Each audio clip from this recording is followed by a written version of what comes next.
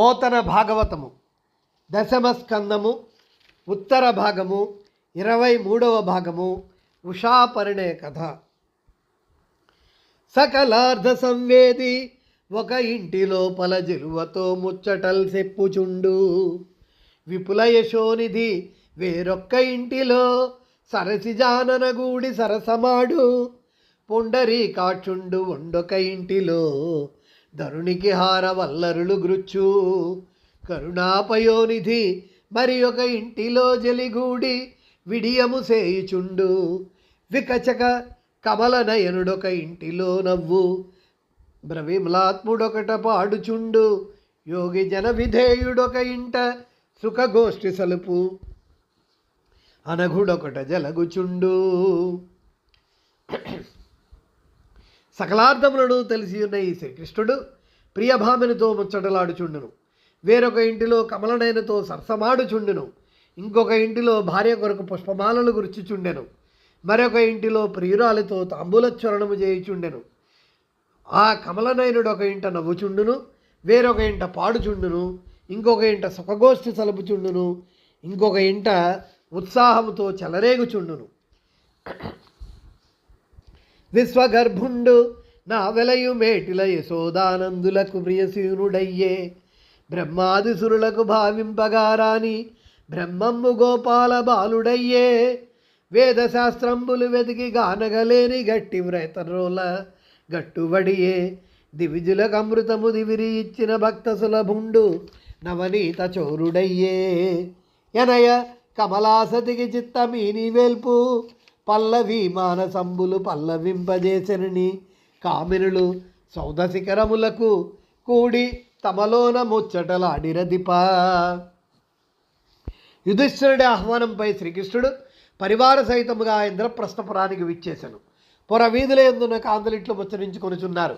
ఓ పరీక్షిన్ మహారాజా, ఈ ఇంద్రప్రస్థ కాంతలు సౌదముల శిఖరములపైకెక్కి శ్రీకృష్ణుడు చూసి తమలో ఇలా అనుకుంటున్నారు. విశ్వమును కుక్షియందు నింపుకున్న ఆ దివ్యపురుషుడు ఈ భూమిపై పట్టి యశోదానందులకు ప్రియ తనూజుడయ్యను. బ్రహ్మాది దేవతలకు సైతము భావింపనలవి గాని ఈ బ్రహ్మస్వరూపము గోపాల బాలునిగా మెలిగెను. వేదశాస్త్రములలో ఎంత వెతికినను కానరాని ఈ దిట్ట గొల్లభామచే రోలుకు కట్టబడిను. దేవతలకు అమృతము సాధించి ఇచ్చిన ఈ భక్తసులభుడు తనకు కావలసిన పాలు పెరుగు వెనులను దొంగిలించి నవనీత చోరుడు అనిపించుకొనును. చెప్పవలనన్న లక్ష్మీదేవికైనను తన మనస్సునివ్వని శ్రీహరి గొల్లపడుతుల మానసముల ప్రేమతో చిగురింపజేసను అని చెప్పుకొనిరి అని సుకుడు చెప్పాను. ఎవ్వరు నీ పదాంబుజములెప్పుడు గొల్తురు భక్తినిష్ఠులై. ఎవ్వరు నిన్ను ప్రేమను తీయింతురు భూ వివేకశాలులై. ఈ విమలాత్ములందు అరుదెంచిత శోభన నిత్య సౌఖ్యముల్ నివ్వటి లంగకృష్ణ నిన్ను నేర్చి భజించిన రెత్తవోవునే. రాజసూయ యాగాన్ని చేయవలను కోరిక పుట్టగా యుధిష్ఠిరుడు శ్రీకృష్ణుడికి ఇట్లు చెప్పాను. ఓ శ్రీకృష్ణ, ఎవరు నీ పాదపద్మములను భక్తి నిష్టలతో కొలుస్తారో, ఎవరు నిన్ను ప్రేమతో స్తుతిస్తారో, మిక్కిలి వివేకంతో అట్టి నిర్మలాత్ములు గొప్ప శోభయు నిత్య సౌఖ్యమును పొందేదరు కదా. నిన్నెరింగి భజించిన వ్యర్థమగున. అతిథి జనంబుల భక్తిన్ సతతము పూజించి ఉచిత సత్కారములున్నతి నడుపు సజ్జనులు శాశ్వత కీర్తులు ధరణి బడజాలుదురు అనగా. శ్రీకృష్ణ భీమార్జునులు మారువేషముతో వెళ్ళి జరాసంధుని ద్వంద్వయుద్ధానికి రమ్మని కోరిరి. ఓ రాజా, అతిథులను భక్తితో ఎల్లప్పుడూ పూజించు ఉచిత సత్కారములు ఘనముగా నడుపు సజ్జనులు శాశ్వత కీర్తులను ఈ పృథ్వీ యందు పొందగలరు అని చెప్పిరి. గద సారించి జరాతను భవుడు హుంకార ప్రఘోషంబులన్ జతలల్లాడగ బాధగట్టమునలన్ సర్వస సహాభాగంబు గదలన్ వాయుజువ్రేసెవ్రేయన తడుగ్ర క్రోధ దీప్యాస్తుడై అది దప్పించి విరోధి మస్తకము వ్రేయన్ వాడు పోదట్టుచున్. జరాసంధుడు గదనెత్తి పట్టుకుని హుంకారఘోషతో ఆకాశం అదిరిపోవునట్లుగా పాదములతో నేలను దన్ని వాయునందనుడకు భీమునిపై ఒక్క వేటు వేయగా అతడు క్రోధముతో దానిని తప్పించుకొని జరాసంధుని మస్తకముపై గదను వేయగా వాడు దానిని చేతితో నెట్టివేశాను. వ్రక్కలు చెక్కలున్ మెడలు పాణి తలంబులచే బగుల్చుచున్ ముక్కులు నక్కులుంజవులు ముష్టి అతిన్ నలియంగ గ్రుద్దుచున్ డొక్కలు బిక్కలును గన కఠోర పదాహతి నుంచుచున్ నెరుల్దక్క కసురుక్కు కొండొరుల దార్కొని మేర్కొని పోరిరుగ్రతన్. భీమ జరాసంధులు ఘోరముగా ముష్టి యుద్ధము చేసుకునేది. ప్రక్కలను చెక్కలను మెడలను చేతులతో చితక్కొట్టుకొనుచు ముక్కులను దవడలను చెవులను ముష్టిఘాతములచే గుద్దుకొనుచు డొక్కలను పిక్కలను కఠోరముగా తన్నుకొనుచు ఇద్దరు ఎవరినూ అతిశయింపక లొంగిపోవక ఒకరిపై ఒకరు పడుచు కేకలు వేసుకొనుచు ఉగ్రముగా పోరిని. నవపద్మలోచనున్ భవబంధుమోచను భరిత శుభాకారు దురిత దూరు కంకణకేయూరు కాంచన మంజీరు వివిధ శోభిత భూషు విగత దోషు పన్నకాంతక బాహు భక్తి మనోత్సాహు నతచంద్ర జూటునున్నత కిరీటు హరినీల నిభకాయు పరసీత కౌశేయు గటి సూత్రధారు జగద్విహారు హార వనమాలికా మహితోరు వక్షు శంఖజగ్ర గదా పద్మసారంగహస్తు లలిత శ్రీవత్స శోభిత లక్షణాంగు సుభగచారిత్రు దేవకీ సుతునిగాంచి. జరాసంధుడు వధింపబడిన పిమ్మట అతనిచే బంధింపబడిన అనేకులైన రాజులను శ్రీకృష్ణుడు చెరవిడిపించగా రాజులందరూ శ్రీకృష్ణుని గాంచిరి. పద్మలోచనుడు సంసారబంధమోచనుడు పరిపూర్ణ శుభాకారుడు పాపములను తొలగించువాడు కంకణ భుజకీర్తులు అందెలు మున్నగు వివిధ శోభస్కరమైన కనక భూషములు ధరించువాడు గరుడ వాహనుడు భక్తుల మనస్సులను ఉత్సాహపరచువాడు శివునిచే పూజింపబడువాడు శ్రేష్టమైన కిరీటమును ధరించువాడు నీలమేఘమును బోలు శరీరము గలవాడు పీతాంబరమును ధరించువాడు బంగారు మొలతాడు గలవాడు జగత్తంతటా విహరించువాడు మైత వక్షస్థలమును అలరించు వనమాలిక ఆహారములు ధరించువాడు శంఖ చక్ర గద పద్మ సారంగధారియు లలిత శ్రీవత్స చిహ్నములచే శోభిల్లువాడు శుభగచారిత్రుడైన దేవకీనందనుడైన శ్రీకృష్ణుని ఆ రాజులుగాంచిరి. వరద పద్మనాభ హరి కృష్ణ గోవింద దాస దుఃఖనాశ వాసుదేవ అవ్యయా ప్రమేయాని సంభుగా వింతుమిందిరిస నీకు వందనములు. విముక్తులైన రాజులు శ్రీకృష్ణుడు స్తుతించిరి. ఓ ఇందిరేశ కృష్ణ, వరద, పద్మనాభ, శ్రీహరి, గోవింద, దాసుల దుఃఖమును హరించువాడా, వాసుదేవ, అవ్యయ ప్రమేయ, మీకు మేము ఎల్లప్పుడూ వందనములు ఆచరించుతాము ప్రభు. వేదవధూ శిరోమహత వీధుల జాలనలంకరించు మీ పాద సరోజయుగ్మము శుభస్థితి మా హృదయంబులందు నిత్యోదిత భక్తిమై దగిలియుండును పాయమెరుంగ బల్కు దామోదర భక్త దుర్భర మహోదదిత తారణ సృష్టికారణ. ఓ దామోదర సృష్టికారుడా, భక్తుల యొక్క భరింపరాని ఘోర సంసార సాగర తారక, వేదాంతర వీధులను అలంకరింపజేయు నీ దివ్యపాద పద్మముల శుభస్థితిని మా హృదయములందు నిత్యము భక్తితో తగిలియుండు ఉపాయమును మా కిరింగజేయము దేవా. ఈ పురుషోత్తమున్ జగదధీసునంతుని సర్వశక్తు చిద్రూపగునగ్ర పూజ పరితోషితు చేయు సమస్త లోకములు వే పరిదుష్టు బృందు పృథివీవర కావున నీవు కృష్ణుని శ్రీపతి పూజ సేయు మెడసేక మాటలు వేయినేటికిన్. యుధిష్ఠిరుడు ఆచరించు రాజత్యూయుగం ముందు అగ్రపూజ గర్హుడైన వారు ఎవరైనా విశ్వవిచర్చలో బుద్ధిమంతుడైన సహదేవుడు ఇలా అన్నాడు: ఈ శ్రీకృష్ణుని, జగదీశ్వరుని, అనంతుని, సర్వశక్తిమంతుని, చిద్రూపకుని అగ్రపూజ చేసి సంతోషింపజేసిన సకల లోకములు పరితుష్టిని పొందును.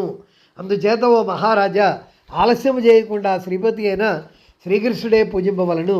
ఇంకా ఇన్ని మాటలేలా. చెంచత్ కాంచన రుచిరోధ వంచిత వస్త్రముల నూతనార్క ప్రభలన్ మించిన రత్నములను చూపించన్ ధర్మజుడు కృష్ణు జిష్టు సహిష్ణున్. అప్పుడు ఆ ధర్మనందుడు తప్త కాంచన కాంతులైన వస్త్రములతోనూ సూర్యకాంతులను మించిన తేజస్సుతోనూ ఉన్న రత్నమణులతో ఆ శ్రీకృష్ణుని, జిష్టుని, సహిష్ణుని పూజించను. గురుదేవ శూన్యుండు కులగోత్రరహితుండు తల్లిదండ్రులెవ్వరూ తడవగాన ముప్పుల బొరలెడు నాది మధ్య వసానంబులందరయమానంబు లేదు బహిరూపి అయి పెక్కు మంగుల వర్తించు వా వివర్తనములు వరుసలేవు పరికింప విగత సంబంధుండు దలపోయ మాని నిమిత్తము మానిసయ్యే పరగమున్ను యయాతి శాపమున చేసి వాసికెక్కదు నీ యదు వంశమెల్ల బ్రహ్మ తేజమ్మునెల్ల గోల్పడిన ఇతడు బ్రహ్మ ఋషి సేవ్యుడగునే గోపాలకుండు. శ్రీకృష్ణుడికి యుధిష్ఠిరుడు అగ్రబుద్ధి చేయటం సహింపలేని శిశుపాలుడు ఇలా అనను: శ్రీకృష్ణుడు కులము లేనివాడు, గోత్రము లేనివాడు, జ్ఞానమిచ్చే గురువు, దైవము లేనివాడు, తల్లిదండ్రులు ఎవరో తెలియదు, నివాసము లేక నీటిపై పొరలువాడు, వీని మొదలేమిటో తుది ఏమిటో దేనికి ప్రమాణము లేదు, అనేక రూపములను ధరించును, అనేక విధముల ప్రవర్తించును, వీడికి వావి వరుసలు సంబంధ బాంధవ్యాలు లేవు, యోచింపగా వీడు మా గురించి మనిషి అయినాడు. పూర్వము యయాతి శాపముతే ఈ యాదవుల రాజ్యమున అనర్హులైపోయేది కదా, వీనికి రాజరికపు టీవీ బ్రహ్మ తేజస్సు ఎక్కడివి, ఇలాంటి గొల్లవాడు బ్రహ్మర్షులచే పూజించుటకు ఎట్లు అర్హుడగును. కాంచనరత్నభూషణని కాయము దాల్చి సముజ్వల ప్రబోధంచిత మూర్తి నొప్పి పడిహారులు ముందడ గ్రంథవాయు వారింప సహోదరులు నృభవరేణ్యులు పార్శ్వములన్ భజింప ఏ తెంచను రాజసమ్మున యుధిష్ఠరు బాలికి వైభవోన్నతిన్. దుర్యోధనుడు సువర్ణ రత్నమణిమయ భూషణములనేకముల దాల్చి ఉజ్వల దేహకాంతితో ప్రకాశించుచు ద్వారపాలకుల ముందర ధ్వనులు చేయుచు నడుచుండ సోదరులు రాజులు పక్కనే జయ జయధ్వానములు చేయుచుండ అతిశయించిన రాజటీవీతో ధర్మనందుడున్న స్వాస్థలికి విచ్చేశాను.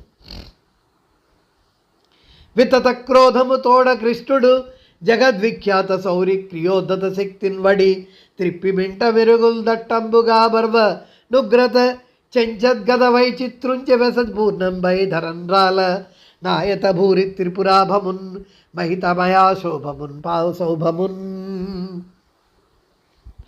శ్రీకృష్ణుడిపై శత్రువాన్ని వహించిన సాలుడనే రాజు ఘోరమైన తపస్సు చేసి సౌభకమనే మాయా విమానాన్ని సంపాదించి ద్వారకపై దండెత్తను.